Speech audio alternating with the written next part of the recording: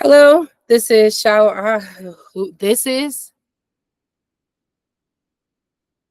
Hello, my name is Shalimar. I'm the civic engagement organizer here at People's Justice Project, and I'm coming to you today with our Take Black the Vote presentation. This is our 2024 voter guide presentation. I also just wanted to thank you for engaging in this content with us. So I want to start off with a question. Why do we vote? Over here, we have a few quotes about what PJP believes that voting can be for our communities. But at the same time, we acknowledge that oftentimes citizens of Ohio and citizens of battle states like Ohio are often exploited by the 4-year election cycle.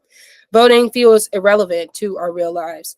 Decisions that actually impact us get overshadowed by high profile elections like the presidential election. For example, our Supreme Court justices make decisions on cases that impact the way utility companies can price services. They determine whether or not they're allowed to add additional charges to your bill. Our county prosecutor decides how and when crimes are prosecuted.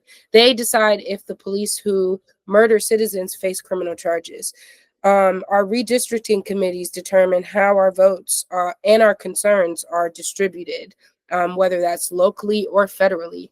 These are all positions that are up for decision in our 2024 election on our Ohio ballot. But oftentimes, we know that information is not readily available and super accessible for most people who have day jobs and who are busy and who have families. So we want to get that information to you in the most efficient way. So let's get into what voting is going to look like this year. So things to know. So to vote in the 2024 election, you need to be at least 18 years old on or before November 5th. You need to be a citizen of the U.S. and living in Ohio for at least 30 days. And you are eligible to vote if you haven't been legally prohibited by being declared incompetent, having broken election laws previously, or currently serving a felony sentence. If you are currently incarcerated and you are not serving a sentence for a felony charge, you are still eligible to vote. You will need to file an absentee ballot, and that's the way you'll vote. So you can have a trusted individual bring you a registration, and that way you will have the absentee ballot mailed to the institution you're being held, and that is how you will cast your vote. Some important dates that we need to know. So October 7th is the last day to register to vote. October 8th through November 3rd is going to be your early voting window. So early voting happens through absentee ballot or going to the Board of Elections. So August 7th through October 29th, that is our absentee ballot request window. So October 29th is the last day to request an absentee ballot. November 4th is the date your absentee ballot needs to be postmarked by. That's our deadline. And November 5th is going to be election day. That's a Tuesday, and those polling hours are from 6:30 a.m. to 7:30 p.m. So how do you vote? First off, you're going to need to find your polling place. There are a few ways you can do this. You can find it with the polling site tool on the Secretary of State's election site. You can go down to your Board of Elections. We have the address on the slide here. And you can also request an absentee ballot, and this allows you to vote outside of an official polling site or the Board of Elections. Your polling place and an absentee ballot request form should be mailed to you if your voter registration is up to date. Make sure you check your voter registration. Make sure that that is current with your address or any information that may have changed. So what should you bring? The first thing that we're going to need is a valid form of ID. There are a few different things that can count for this, either our state ID or a license, a passport, a military ID, or some form of documentation that the election officials consider valid. So that can be your utility bill, a pay stub, a government check, or other government documents. The photo ID must contain your expiration date, photograph, and your voter name, and that must match what they have on the poll book. All right. So absentee voting. What is absentee voting? Basically, it's a ballot that is used to cast a vote outside of an official polling place. The last day to register for that is going to be October 29th. So that's a week before Election Day. That's the last day to request an absentee ballot. You can do this online, and then you mail the completed form to your Board of Elections. So let's get into what is on the ballot this year. So first up, we have issue 1. And I want to start off by saying that issue 1 is something that we at PJP have decided to endorse. We feel like it's integral to the work that we do in trying to increase the quality of life of people who live in Columbus. We really feel like gerrymandering is something that is holding our communities back. It undermines the decision-making power of citizens in Ohio, and we feel like it is something that is super important to the next steps that we want to take. So let's start off a little bit by explaining what issue 1 is. So we got some official language for issue 1. Citizens Not Politicians, which is the organization that set up this bill for us. They aim to end gerrymandering by installing a citizen board to be in charge of redistricting.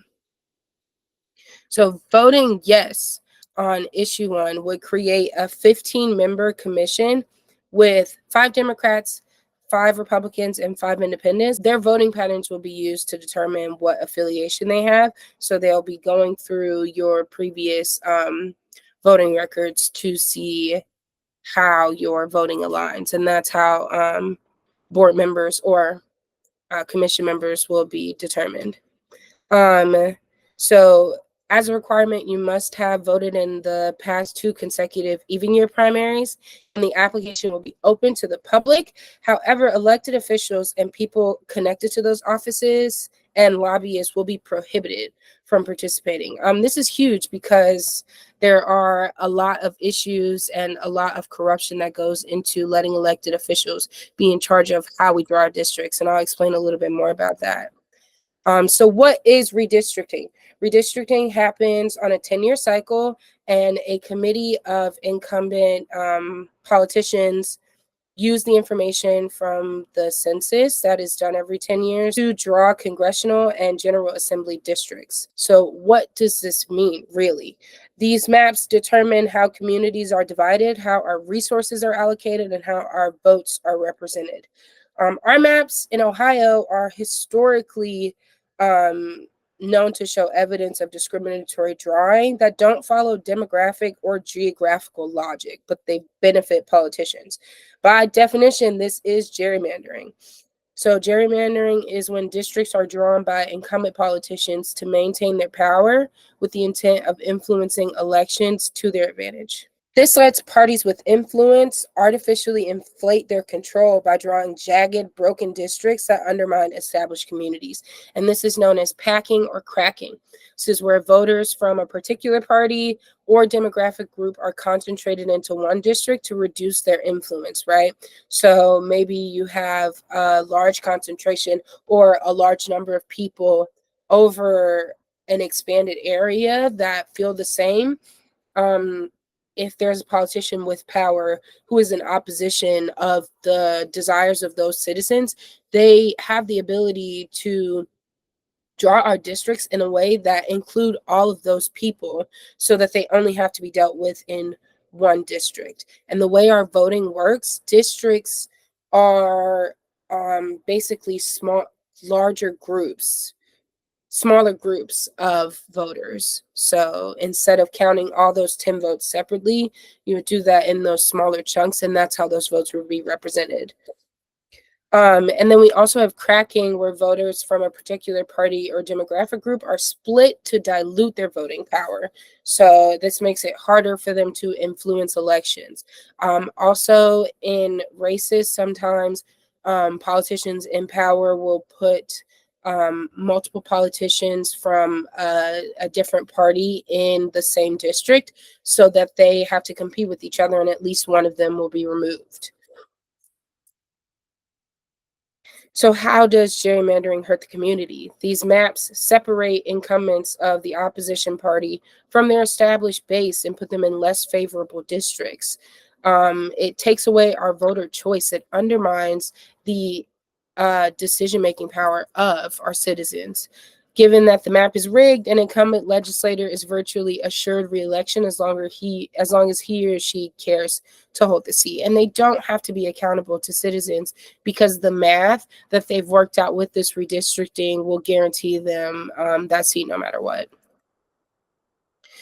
So next up on our ballot that's super important is our Franklin County prosecutor. So what does our prosecutor do? They are responsible for handling criminal and civil litigation on behalf of the people in the county. And super important to PJP's work, they are in charge of deciding if police who kill civilians will be charged in those crimes.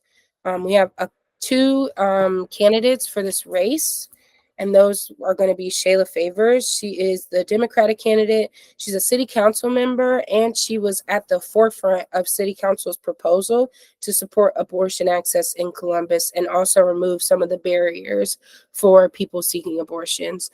Some of her endorsements include OFU PAC, Working Families Party, Mahogany Media Group, and Progressive Change Campaign Committee. I'll give you a second to read over some of these policy claims. This is not a comprehensive list, but these are a few of the claims that came from her site. And then next up, we have John Rutan.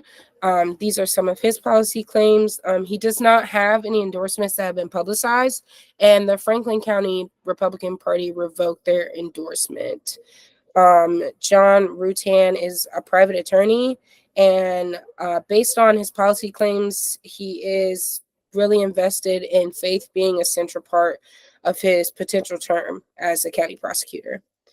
And up next, we have our Ohio Supreme Court race.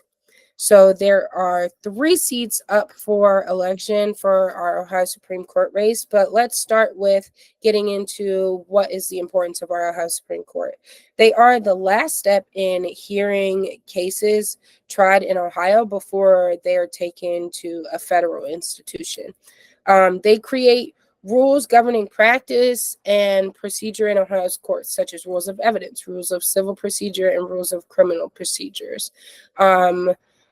For things that have been voted on recently by Ohio citizens, our past 2 Issue 1 campaigns for abortion access being added to our Constitution in Ohio, and for the legalization of recreational marijuana. Those are decisions that are going to be coming across the desk at the Ohio State Supreme Court soon. So like I said, there are 3 seats up for election. The first race is going to be Stewart versus Dieters. These are both incumbent justices. Democratic incumbent Melody Stewart. A few facts about her: she is pro-choice and she voted in favor of the League of Women Voters 2022 gerrymandering suit. This was a suit where the league sued the current redistricting committee, stating that their maps were favoring Republicans, and they won that suit. And then we have Republican incumbent Joseph Dieters. He's a former Cincinnati district attorney, and he decided that he did not want to run for his own seat, seeing as it is a shorter term, excuse me, but he wanted to challenge incumbent Justice Melody Stewart. Our next race is going to be between Democrat Lisa Forbes and Republican Daniel Hawkins. So Lisa Forbes has a history of dissenting decisions that violate citizens' rights, such as inmates' rights to due process and workers' rights to appeal wrongful terminations. Republican Daniel Hawkins is a self-described strict textualist. He bases his decisions on exact language of the law. Some of their endorsements are here on the screen for you to see, and I'll give you a second to look at those before we move on. And then our last race is going to be between incumbent Justice Michael P. Donnelly and Republican Megan Shanahan. So Michael P. Donnelly voted to reject an appeal to Ohio's 6-week abortion ban, rejecting its reinstatement. And this was the reason for that was cited as the ongoing developments with issue 1. Basically, the justices decided that there was too much changing about abortion laws in Ohio in general to reinstate a 6-week ban, which was the desire.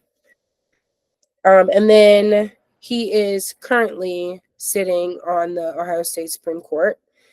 Shanahan is a judge of Hamilton County Court of Common Pleas in Cincinnati. She has a history of disagreeing with anti-gerrymandering efforts, and she was against the Ohio Supreme Court ruling deeming excessive bail unconstitutional. And again, we have a few facts on the screen and some of their endorsements on the screen as well. I'll give you a second to look over those. And that is our last race. So next steps. I know information like this can be a little daunting. It's a lot to intake at once. Hopefully this video can be a good resource for you to come back to. Maybe if you have questions or things that you want to research further, which we do seriously encourage you to do your own research and learn more about who is up for election and also what other decisions might be up for election depending on your county or your city if you're not in Columbus. So we want to give an opportunity for you to share this information with the community. We have a couple canvassing opportunities coming up. On October 8th, we will be doing phone banking with Columbus Stand Up in favor of issue 1. You can go to our website at ohiopjp.org/events to see more of what we got going on. Some of our future events, we got a base squad meeting coming up October 12th. That's going to be at the Hilltop Branch Library from 10 a.m. to 12 p.m. And then we have the first installment of our Black as Fuck study group. This is going to be a study group hosted by our community organizer, Brianna Chambers. And it's going to be a virtual event on October 11th. And here is a QR code that you can scan to check out our other events. Thank you again so much for engaging in this content with me. I'm super passionate about people feeling empowered to make decisions that impact themselves. So I'm really grateful to share this information with you. Have a great day.